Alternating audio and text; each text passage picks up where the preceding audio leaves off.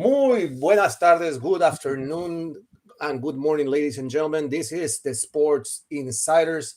Welcome to the Single Network in channel 249 and 250, and today on 251 on the H.E.R Network. As you can tell from our screen, we have a very special guest in Jessy Rodriguez Melendez. We'll get to know her a little bit after. But just want to remind you that to go to the stores of iOS and Android and download the Single application. There you can download that application to watch all our programming and leave us a comment and a rating after the show to tell us how you liked it, what you would like to see, and so on. Single TV can also be found through Amazon Fire and Roku and Roku Sticks. Amazon Fire Sticks and all TVs 2016 and forward. So as I was saying, I would like to also like to point out that you have our usual panel of Mr. Churchson and Mr. Brandon Kay, as you know them from the Sports Den, from home court as well. And now to introduce the new member of our team who will be starting this coming Wednesday at 4 p.m., Miss Jessy Rodriguez Melendez. Ms. Melendez is a sports business coach. And Jessy, I want to let you introduce yourself because you are doing it better than I do. Well, good morning, gentlemen. I'm so excited to be here with you today. Yeah, I'm excited that we will be starting our new show on Wednesday at 4 p.m. And as Eduardo mentioned, I am Jessy Rodriguez Melendez. I am the proud founder of the Sports Business Institute, the Baseball Training Institute, and the Baseball Homeschool Institute. My husband, Tony Melendez, and I founded the Baseball Institute back in 2007. We were a Bronx location, and we started from a little tiny 3,500 square foot facility. And out of that, I grew over 20 different programs and services and helped over 100 of our athletes go to college with scholarships. And that is for sure our biggest accolade, is helping those youngsters go on to pursue higher education through sports. And now I help other sports entrepreneurs do what we did, take their talents and scale and build businesses so that they can have real revenue from something that they love, and all while making an impact, because that's really what this is about. This is about impacting the youth. And with every coach that I touch, that means I'm touching another youngster. And that's really my mission. So I am so proud to be here with you guys today. So one of the things, Jessy, that it really piqued my attention is the program that you guys ran, and that was the homeschool Yes. that you guys had for baseball, because it was just not teaching the kids how to play the game, but also getting them through the academic hassles that most students go through when they have to practice the game and don't have enough time to do their schooling. Yep. And you guys worked through that with Tony very, very well. Can you elaborate a little bit on how you guys were doing the homeschooling? Sure. So I'm all about being resourceful and finding finding where there's a gap. I like to fill it. How do we find the solution to the problem?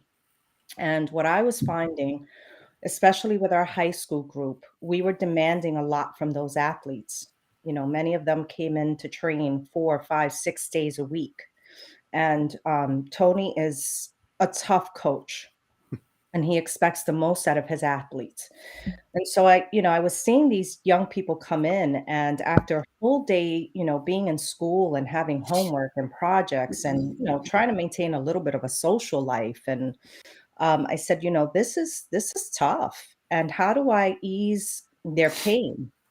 And so I came up with the concept of the Baseball Homeschool Institute, where we would become school for them, where we would become the place where they would come and get their education, and not just an education. I wanted an elite education for them.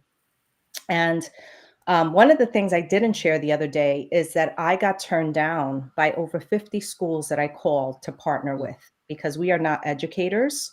And I wanted the school to be 100% online. It was the only way that I saw us giving these kids some type of reprieve from that crazy schedule that they had. And I called over 50 schools and they told me no, that there was no way that this was going to work. And me being the stubborn little Latina girl from the Bronx that I am, I said, there's got to be someone out there that sees what I see. And finally, I stumbled upon a school that had been online for over 25 years. And this is pre COVID. This is 2 years before COVID hit. And the school said, this is magnificent. This is something that we see growing. This is something that we see will, definitely help.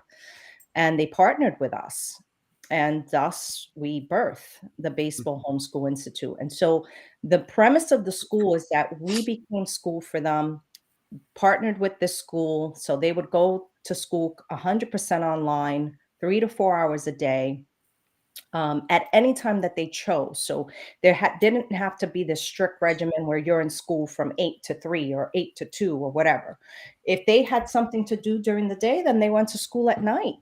Because the beauty of online schools, you go wherever and whenever, as long as they got their hours in. And then as soon as so I'll give you a typical day. Because we moved some of these schools some of these young men to Tampa, and they lived there with us for 10 months. And the regimen was they were up early in the morning. They would have, a whatever early breakfast they needed to have. Then Tony would take them to the gym and they would, train physical conditioning. Then they would hop into their classes. And then after class, they'd grab lunch and then they'd go hit the field and they'd be out on the field for 2 or 3 hours, without the pressure, without all of the demands that they were, encountering with regular school. And in addition to us mentoring them through this, educational experience, we also taught them how to be young men, right? How to tie a tie, how to go shopping, how to write out a check, the practical things that a lot of our youth are missing. And then COVID hit. And who would have thought that this little school that had this vision 2 years prior suddenly was giving these kids the only way of going to school during COVID, because suddenly everybody got thrusted into online school. And, with all the chaos, a lot of kids missed a lot of school because they were trying to figure out how do we even get these kids online. And our kids was, sailing through because they had already been doing it. And so, I always say this was a God idea. This was not a Jessy idea, but it was birthed through seriously a God vision that God gave me and said, this is what you should be doing so that you can help um, fill that gap. And all of our boys graduated through the school and all got college scholarships. And so again, that's been the premise of all of this is how do we take these young people, take their talents, especially being from the inner city, right? So many of our inner city youth don't get this type of opportunity. Mostly because of resources, but two, because a lot of people don't even believe in them. They see them as an afterthought. And so I wanted to correct that. And so we really took to heart that we were mentoring these young people. And we're proud to say that many of them now are fathers, husbands, and they all come back. They come back home all the time. Scott, anything? Well, yeah, I mean, honestly, it's clearly needed in this case here, and kudos to you for being a true, shall we say, Jenny of the block. Sorry, you probably hear that one a lot. I Um, do. but I think honestly, it's really impressive. Had this been around during my remarkably inept days of Little League, where I proudly led the league in both strikeouts and walks for 2 out of my 3 years, and had all the coordination of basically a drunk elephant on the field, this would have been huge for me in 1,000 different ways. So yeah, that's honestly really impressive, and again, timing would have been right. You're Well, I was gonna say you're about 30 years too late for my case, but it would have been awesome. So at least you're hitting people in this case here. You got a little divine inspiration on this, which is, I think sometimes when a business idea works, it doesn't feel like it necessarily came from you. It just feels naturally right, you Right. know. And in this case here, you have perseverance on the grounds that you were rejected. I think you said 50 times. So Over 50. over 50 times, yeah. Yeah. So an average person would have given up after two, three, four, or five. But Hmm. you're like, yeah, I'm just getting started. So you know what? Respect to that, huge. So Thank you. Brandon. Yeah. Yeah, no, I was gonna say you brought up the COVID point already, and that's where I was gonna go. And it sounds like the way you described it, you were pretty much built ready for it with how the program is set up. But if there were any challenges when COVID hit, what were they? So the one big one was that we had to get the boys back home, because we were, living in Tampa. And again, foreseeing what was coming, right at around the end of February, I said to Tony, I had already come back home. And I said to Tony, it's looking like this is getting really, really dangerous. And, it's very concerning. I don't want to have these kids away from their families. And because they can just come back and they can just continue online school and you can continue to train them online, let's just get them back home. And so that's what we ended up doing. So that caused a little bit of it was a sad situation for those kids because it was their graduation year too. And so, it was so sad for us to have to sort of interrupt their year that way. But it was the best decision I did make because, seeing what, we ended up seeing unraveling during those months, it was the best thing that we did. But other than that, I have to say it was really smooth. The mhm. boys continued their online classes. Tony continued to train them online. So they didn't really skip a beat that way.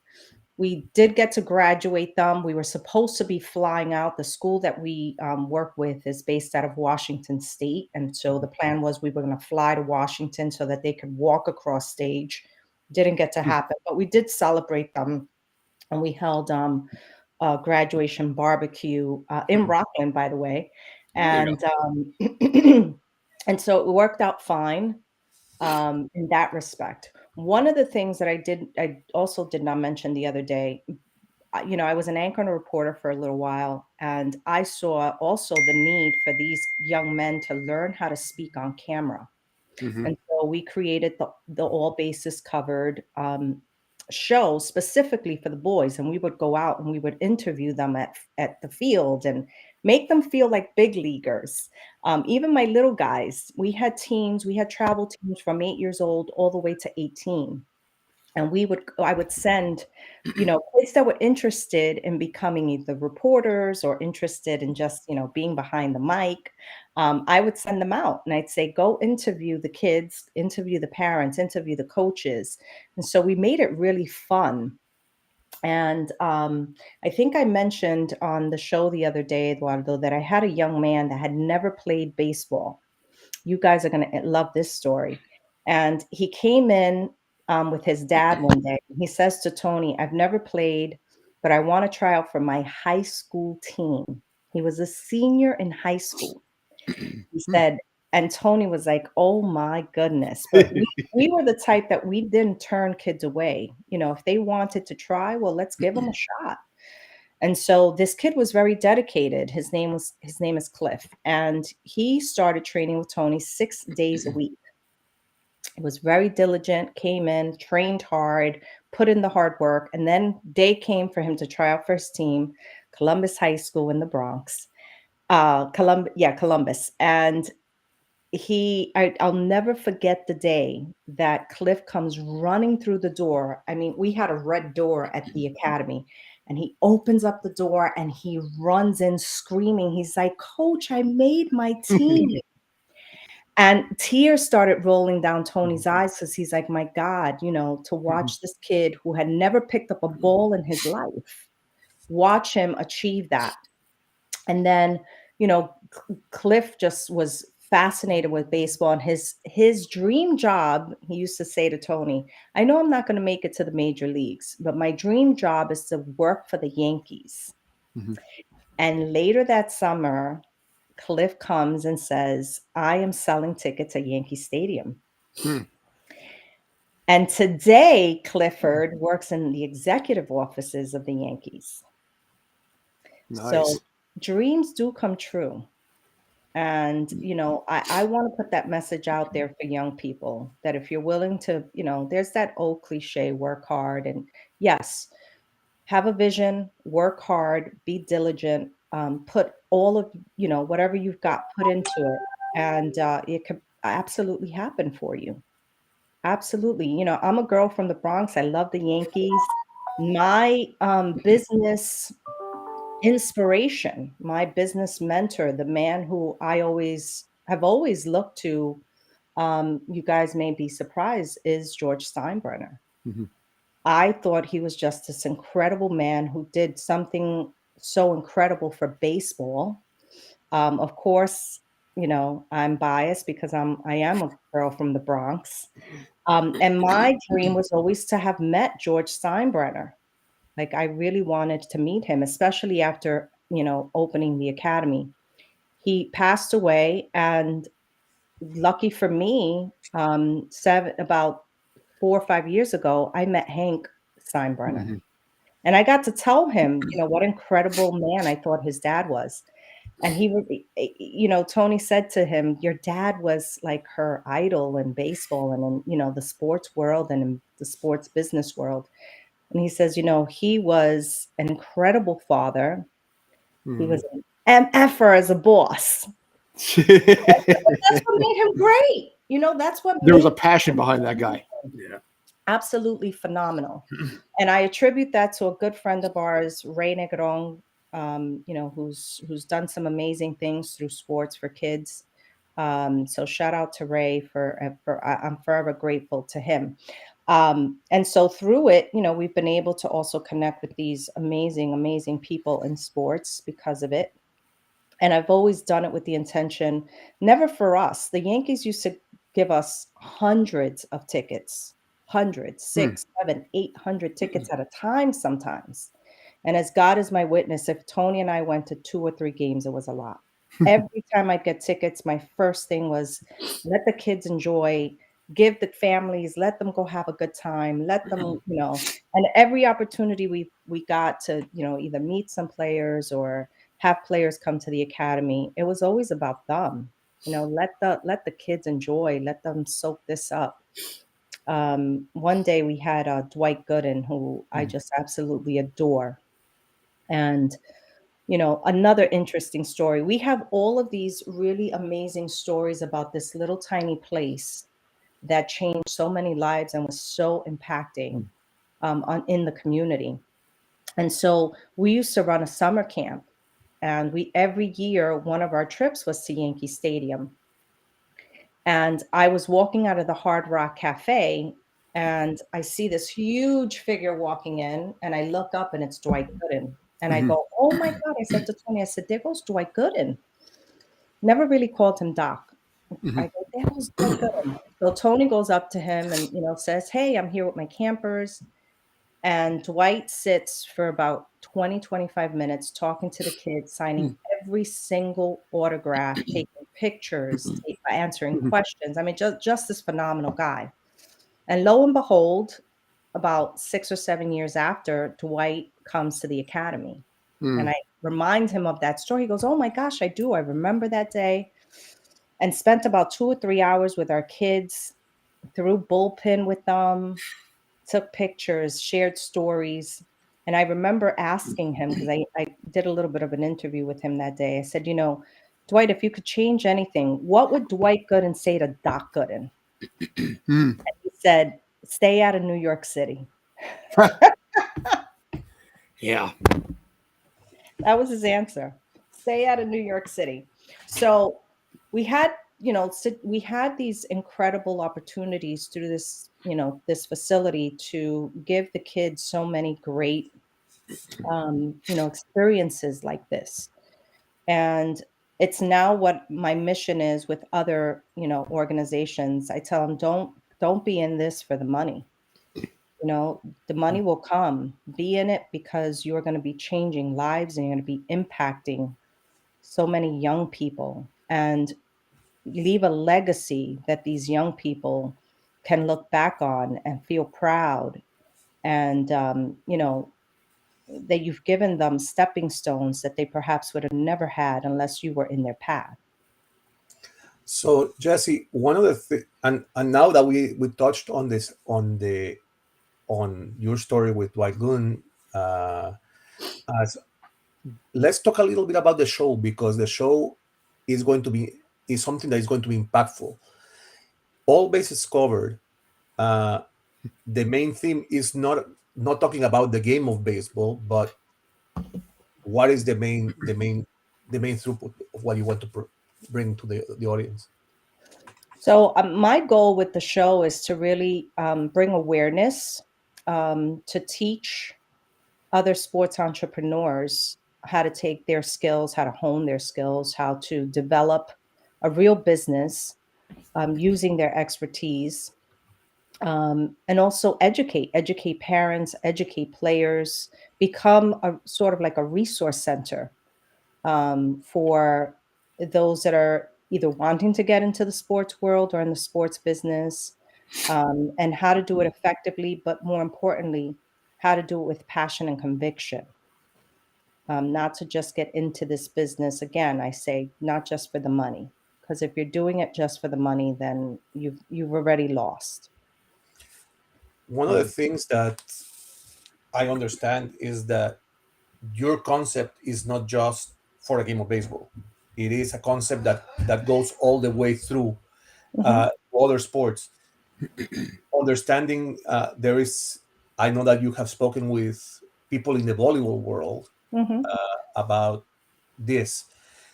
How does that concept form, and where does it go from when you start with them? As far as coaches are concerned, Yeah. so generally, usually it'll start with a coach that's already doing some type of, sports leadership, or already has an organization or teams. I get approached a lot by teams that want to build their organization out. And so generally it'll start that way, where we'll hop on a call. I sort of get their vision and what their mission is. And then I help them build out according to what that might look like for them. And then also giving them these new ideas. Once I put some of this on the table, they're astonished as to what they can accomplish. But obviously it takes, some time, takes good systems and implementations, learning how to formulate these systems is very important. A lot of coaches jump in way too fast and want to grow too fast, and that can also be a problem. Now, in your case, if you don't mind me throwing a question out there, um, how many students do you think have come through the program at this point? What was maybe like the best case you've ever saw, the most challenging case you ever saw on top of it? Give me a couple Uh, stories. So when we first started out, our very first week, we had 8 kids join, and I was like, "Oh my God, we're really onto something here." Because when we first started, I thought my husband was completely nuts. I thought he had lost his mind. I said, "How in the world are we going to do this? This is so inner city." We were in an area where it was mostly single mothers. Um, you know, Difficult environment. And I said, "Oh boy, what has he gotten us into?" But we had the first 8. Um, by year 2, we had grown to over 10 teams. We Mhm. started with one team. We did so phenomenal with that one team. We traveled to Puerto Rico. We really started to establish a name for the organization. And then by year 2, we were up to 10 teams. It grew that fast. And so obviously there were growing pains, learning how to do some of this sports, running an organization was not my thing. I was originally in the dental world. I was a dental office manager. And so, I understood business, but this was a whole new environment for me. And so the growing pains through that was learning how to effectively grow the business, learn how to communicate effectively with the parents, and these young men, right? So I wanted everyone to know that although I was a woman, I was going to be respected in the game. I was going to run a really good business. What saved us, obviously, and what was most important was that Tony really knew what the hell he was talking about. There were too many guys out there, coaches, that were, claiming to, know the game, and they really didn't. And so once they came into our facility and saw it was organized, and they saw that we really knew what we were talking about, that's what really helped us grow. The most challenging thing also was the parents. I'm just being completely Yeah. honest. It's ultimately what forced us to decide. We had some amazing coaches. Tony used to run coaches clinics, and so they had to come underneath our banner. They had to run their teams under our organization's missions, and philosophies. So we had our own set of philosophies. Tony had a whole curriculum that he had put together for coaches, and they would have to go through that curriculum. But they started to feel, really beat up by parents. Tony calls them parent agents, where they would come in and they had these huge expectations. And while I applaud parents that are passionate about their children, we also used to tell them, let the kids be kids, let them play, let them, if you're going to bring them to us, trust that we understand how this all works. Don't want your kid on the Yankees at 10 years old. There's a process to this. Tony used to say they want to bring them to me, and they want me to put them in a microwave and suddenly pop out a Derek Jeter. It doesn't work that way. There's a process to this. And so that became very challenging. And ultimately, in all honesty, is what broke our teams down, because we started to lose the really good coaches, that started just to say, this is not why we're doing this. And they were right. And so, that there was a lot of challenges with that. But putting that aside, I'd say we would do it all over again. Irregardless of the hardships with parents, we would totally do it all over again, because the kids were worth it. Nice. Yeah, I think that parent point is so accurate. I feel like every little league game has that mom or dad that just really like you're the agent, like really thinks their kid is going to be putting on a pro jersey that night, and going to Now bat more for than these ever, yeah. teams. And so to go to the story with Cliff, I mean that's just a great example of the I would say managing expectations and really knowing what you're good at, locking in on that and driving that, train as far as it can go. And I think it's just a terrific program. I wish it was, I had known about it. Yeah. Yeah. And, it's what I tell all my coaches now, or any organization that I'm working with now.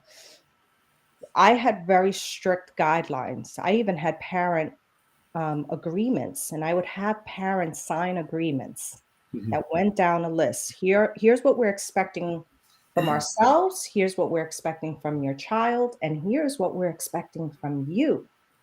And the way I fix that, and this is what I teach a lot of my coaches, I assigned parent coordinators to every single team, because I couldn't be the eyes and ears on every team. And so I assigned parent coordinators, and then I had a head parent coordinator who was in charge of all the fundraisers for the teams. All the money went to her, because that was another thing.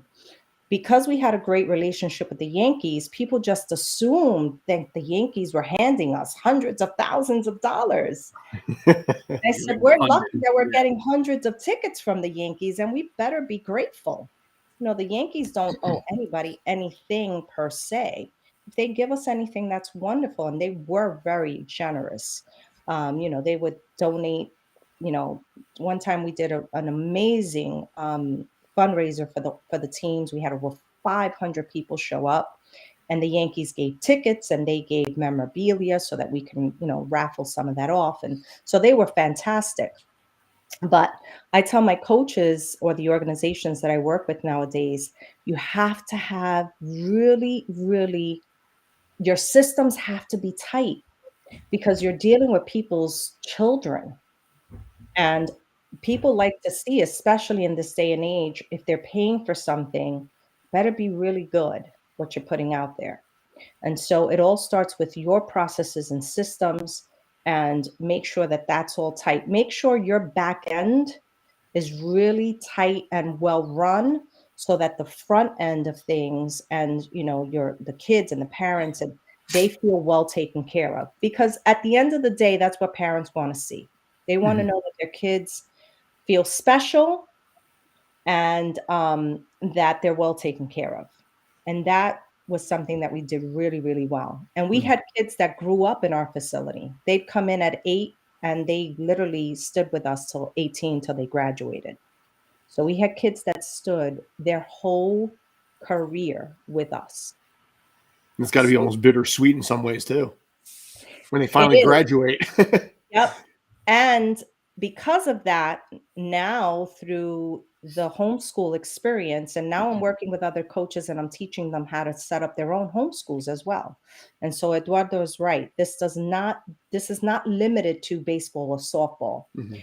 The way we did it in baseball is the same exact model that now I'm teaching volleyball coaches, basketball coaches, football coaches, soccer, whatever. Any sport can take this model and duplicate it. Mhm. It's very easily duplicatable and scalable. And that's the whole thing with this. And specifically for the Baseball Homeschool Institute, it's all high school ages, but this could be Mhm. done younger too. If you wanted to do it at the middle school age and sort of grow them through, or post high school, right? Mhm. There's those kids that are not yet ready for college, and they graduate, and then we have a gap year where they take a year, and they can still take some courses online, and they can really work their butts off for that year, so then they can aspire to get a college scholarship. So, Jesse, I know that Mhm. your time is limited today because of Mother's Day.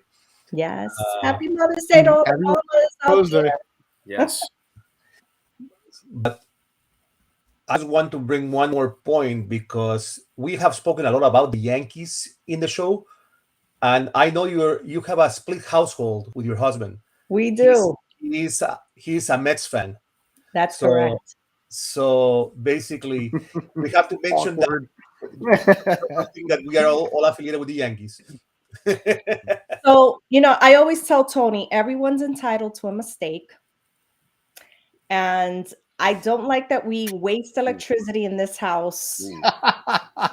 Ooh. But to make it fair, every once in a while, I'll allow a Mets game. Every once in a while. But if the Never Yankees and speak the to my Mets are wife. She's playing a at the hardcore same Mets time, fan. you better Don't bet put your any bottom ideas in her dollar head. the Yankees are on our screen. So, Jesse, Wednesday, the audience has a date now with you every Wednesday at 4 o'clock here on the Spanglish World Network, Single TV's. And just to let everybody know that Jesse's show will be airing on the three network branded networks, channels 249, 250, and 251. The Her network is her home network. And we are looking forward to the start of this new adventure with all bases covered at 4 p.m. on Wednesdays. Thank you Nice. Yes. very much for Thank you being very here, much. Jesse, and enjoy your Mother's Day. Thank Yeah. you. Gentlemen, thank you. It was so awesome to be on with you guys. I look forward to doing it again. Yeah. We're actually gonna have you on Sports Den on 4 o'clock Tuesday. So I'll drop you a message a little later today, just kind of map out a couple of details on that. But it's been a pleasure on this side of the fence, definitely. Thank you. Thank you. So, Have an amazing day, gentlemen. Thank you. you too. You too. Bye-bye. So. Just before we start, guys, and we go cover the sports world. I forgot to do it at the beginning of the show, and we should congratulate all mothers across sport, not just for the fans, but Mm-hmm. also the players' wives and the players' mothers that put in a hard day's work every single day trying to nurture uh, the lives and careers of the athletes that we cover here on Spanglish Sports World on a weekly basis. Without mothers, we wouldn't be here right now. That is Simply very That's put. true. Very true. So. So, guys, let's start uh, in the MLB since we have been talking MLB as of late. And let's look at the stories that are making notice in the MLB. And I want to start, if you guys don't mind, because the story in pitching this season happens to be a guy from my hometown in Toronto, a guy by the name of Kevin Gossman, who Mhm. doesn't seem to let up. No one expected Gossman to go the way he's going right now. And I think, even I know it's early and everyone is going to say I'm crazy, but if he keeps at this pace, there is not going to be another selection for Cy Young than him, because he's just smoking the ball. I mean, he gave up his first walk of the season yesterday. Yeah. I mean, it's well. See, I think also in this case, the nice thing about Gosman is the fact that he's from your hometown. He plays, for for your team in this case. But looking at his numbers for a quick second, for a veteran that he is, 2.13 ERA, 6 game starts, 38 innings pitched, which is just over 6 per start. But the 2.13 ERA right now, is gaudy. But what's more gaudy than that is the fact that the man has a literally 1.0 whip, which means 1 walk, 1 hit per innings pitched. And a whip of 1, more than anything else, is frankly sick. And that's huge. So part of the reason why Toronto is having success that they are is because of the fact that he is putting up these numbers. Like you said, yes, it's early, but you know what? You got a reason to be excited. You really do. There's a lot of growth on the team from the north. Yeah, I think it's one of these situations where he's pitching so well that he'll get Cy Young, if not Cy Young, he'll get MVP votes. Yeah. I mean, it's in that level of like stratospheric pitching where it's just ungodly. I mean, I don't know how many. I mean, how many? He's probably 13 starts. Mm-hmm. How many starts Six, does he have this season? 6 starts so far. Oh, 6 starts. Okay. Yeah. Yeah, 13. What month am I in? May already. 6. I don't know. Through 6 starts. I mean, that's got to be one of the best 6 game stretches to start a season by any pitcher. I I mean, mean, it's insane. and if it's not just that, but the idea that he has now 13 games, not counting this year, Mm-hmm. where he has been under 1 whip, it's ridiculous. I mean, His strikeout to walk ratio right now is 46. Let's just leave it right there. Thank you very much. And it's funny too. You look at the Brewers, and they're still a tremendous team. Mm-hmm. So it just goes to show you how that team has been managed the last few years. But Toronto, it should be everybody should be scared about the Blue Jays in the American League. I mean, you're arguably dealing with one of the toughest divisions in baseball too. So they're hanging in there with a mostly, not him so much, but a very large young crowd. So kudos to the Blue Jays. now we'll go talk about the New York team that is killing it. I mean, their first loss in 11 starts was against the Jays. You're going to put that part into it, yes. So it's incredible to see what the Yankees are doing, considering that the other team in New York is doing better. It's really impressive watching grown men hit 315-foot home runs at a professional level. I mean, it's so impressive.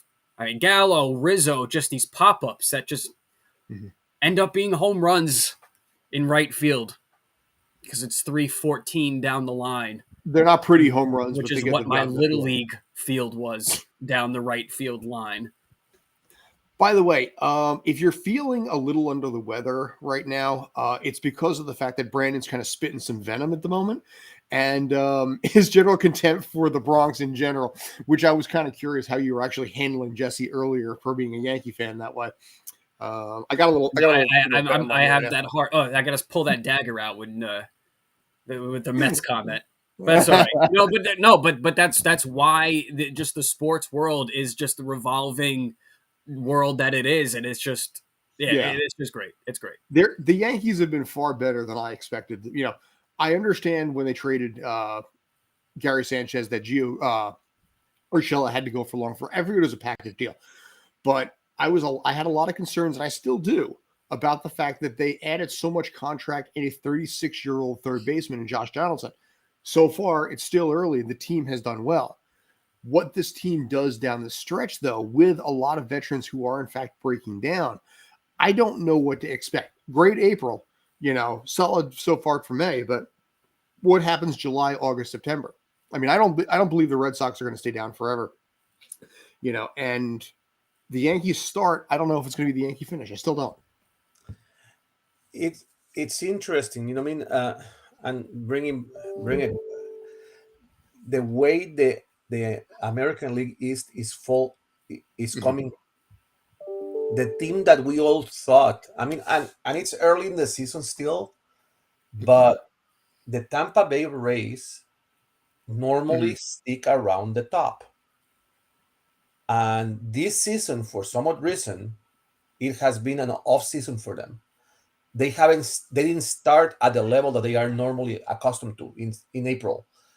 Normally in April they are the number one team in baseball, and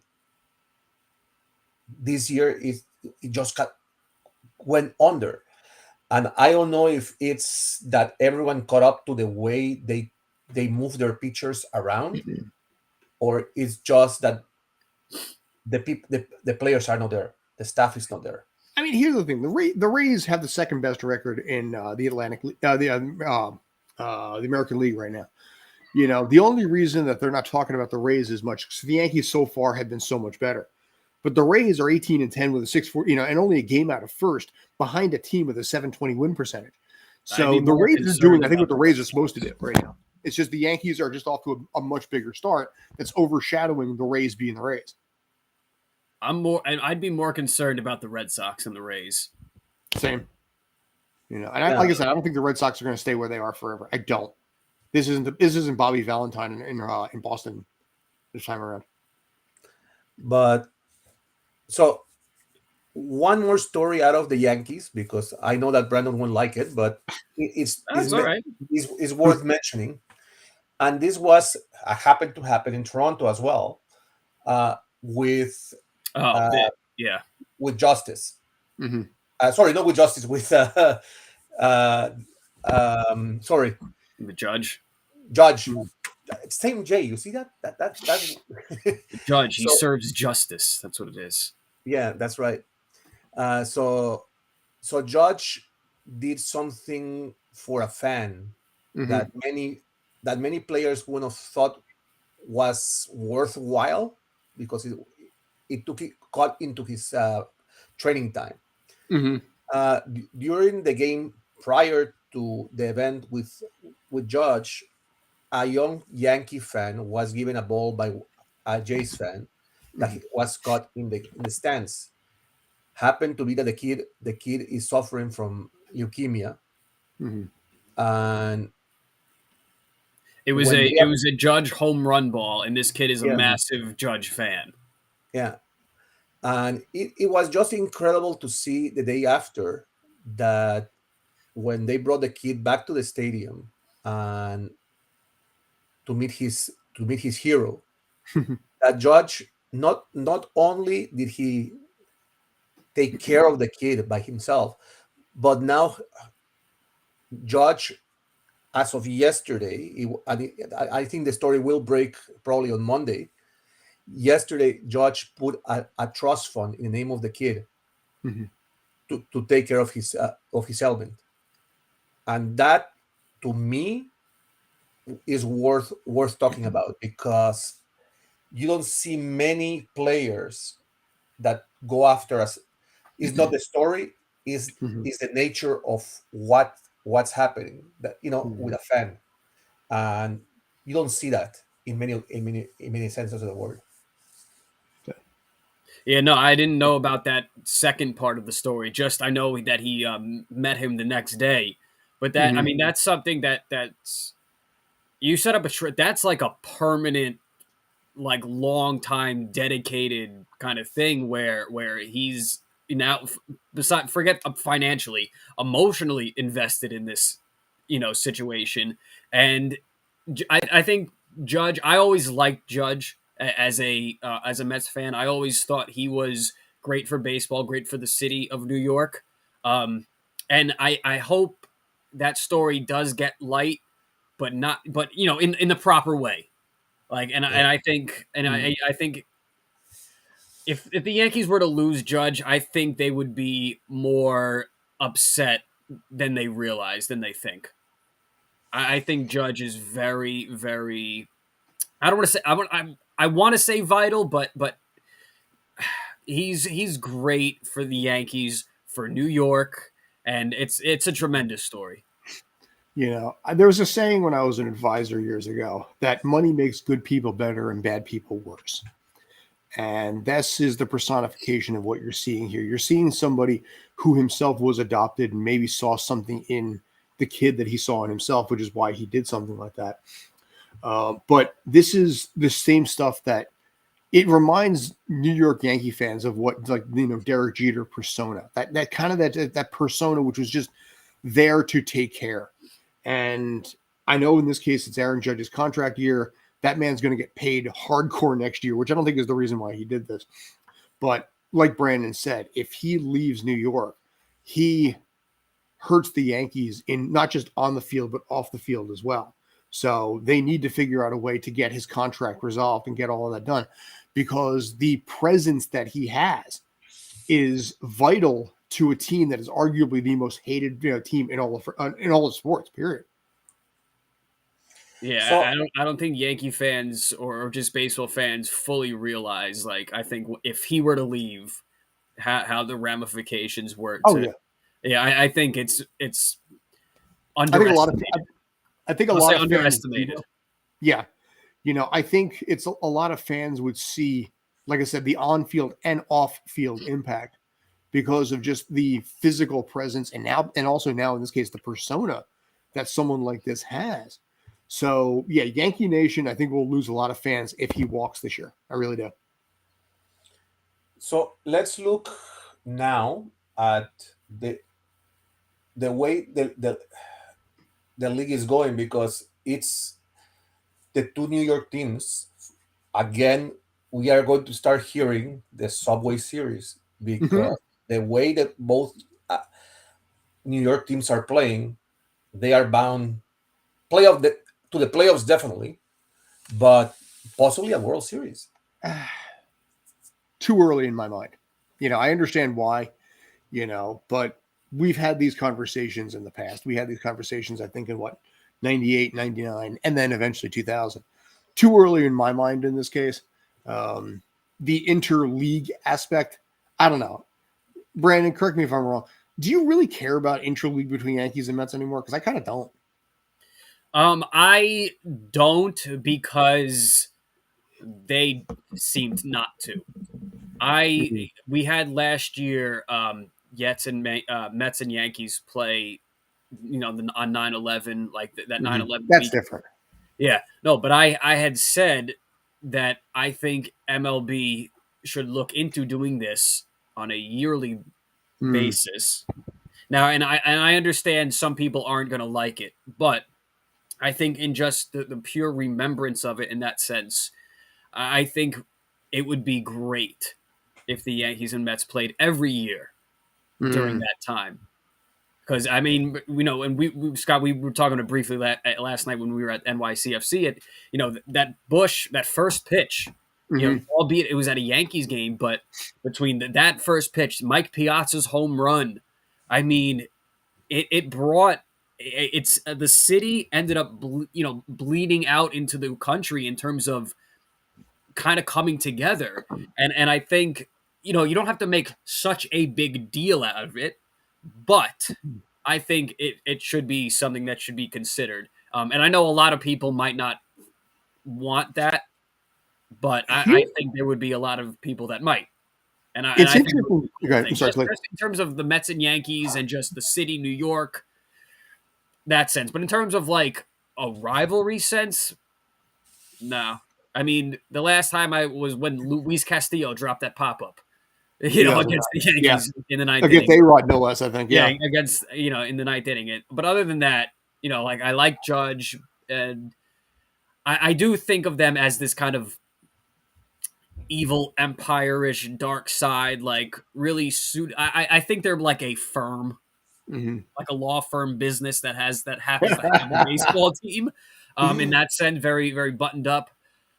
But in terms of like on the field, no, there's no really visceral kind of distaste for on the field stuff. It's funny. I'm showing my age a little bit here, but I was your age when September 11th happened. So it's interesting to hear someone, who's in the 25-ish crowd talking about this. Um, I think if Major League Baseball sees it, I mean, here's the other side of it. Major League Baseball can profit off of this because they could actually have commemorative jerseys. They could have the FDNY. I think you could do patches. Yeah, I mean, The jersey patch on the hats. Yeah, you do the and the NYPD FDNY hats. You could do that. I mean, I know things Which are they did. volatile in that arena, but I mean, there's a lot that can be done by baseball to make profit off of September 11th. And I didn't want to go that way, No, but dude. but that is inarguably, obviously, a point that they would consider. And Speaking of someone who lost somebody in a very slow, painful way from that, I can see Major League Baseball doing it, and I would actually kind of be okay with it as well. But as far as the interleague play part of it, when interleague play started in 1997, the Subway Series was unique. Tino Martinez doubling to take 2 out of 3 from the Mets in this case, doubling down the left field line. That was huge, for all of baseball because it was such a new experience. But this is the 25th anniversary of interleague play. And like a lot of things, the honeymoon wore off and it's just like, another game. I mean, honestly, when it comes right down to it, as a Mets fan, you are better off losing to the Yankees than you would be actually to losing to the Braves. So guys, we touched the MLB. Big story, playoff series in the NBA. And Mr. Brandon Kay, you are our guru in that area. Man, for the 76ers, I think the next 2 games are going to be the end. What should have happened to them without Embiid. But you look at the other series, and I am very surprised to see the Mavs that vulnerable. The Suns have actually scaled their game against Dallas, and I don't know how you feel about it. I mean, I thought Dallas was really behind the 8 ball in this series in every sense, except you could argue that Luka is the best player on the floor. I think he is better than Booker and stuff like that. But it's this classic case. It's kind of like this LeBron situation where, this first time around with the Cavs where it's all him. And, you know, you have a Jalen Brunson who showed up in the last series, but hasn't showed up in this series. And, I get Luka isn't the defensive stopper that LeBron was in his heyday. But, I mean, there's got to they're outclassed and outmatched in every sense. Luka is going to be Luka. To this day, still doesn't have a bad playoff game on his resume. So I think Luka is still going to be Luka. He'll knock a game or maybe 2. Kind of that AI will get you a game, against the Lakers in that finals. But I still think the Suns are going to easily take care of the Mavericks in this series. And then going over to the Warriors and Grizzlies, the jaw injury. I mean, I think Memphis is done now. So Yeah, I definitely. yeah, and so I think that West you're gonna have Suns Warriors in the West Finals. Yeah, I would say so. Now, what surprised me today, schedule wise, because of where we are playing, is that the Heat game takes priority over the Suns and Mavs. Uh, Considering that it should be the other way around because technically we are playing in Dallas, which is an hour behind the East Coast. And you put a game like the 76ers that everybody knows the 76ers don't have a chance in hell of winning this one, ahead of what's going to be one of the teams making the finals. Well, I think the return of Embiid is really why they've kept it that way. And I do want to address the past game three. I don't want to say Philly doesn't have a chance at the rest of this series, but I don't want people to think that the Sixers came into that game like all world beaters and stomped the Heat. I mean, they weren't. Philly didn't have a 20-point scorer. And I'm pretty sure Harden was 16, Embiid was 17. I think Maxey maybe reached 20 points. Butler had his 31 on the Heat side, but they couldn't, the whole game, they couldn't buy a 3-point shot if they sold them at the concession stands. And so that was really, I think it was more of the kind of the Heat shooting themselves in the foot rather than the Sixers being the 76ers. So I think the Heat are going to respond better in this game. But I'm at that 6-game mark. The Heat and 6. That's great, guys. Thank you again for being Make here. our coaches wear suits again. Just want to thank you very much for being on the show, being always my backers on this show, and reminding everybody that this show can be heard across the Spanglish World Radio Network and its affiliates on social media as well. Remember that you can go to our website, SpanglishSportsWorld.com, for all the news and programming. Remember as well that the Sports Insiders, watch it, hear it, read it, download it, but especially live it. Until next Sunday, when we meet here again at 11 a.m., this has been Eduardo Ferrari for Scott Churchton and Mr. Brandon Kay. We should have Mr. Obi Schottenfeld here next week. And until then, thank you very much for watching the Sports Insiders.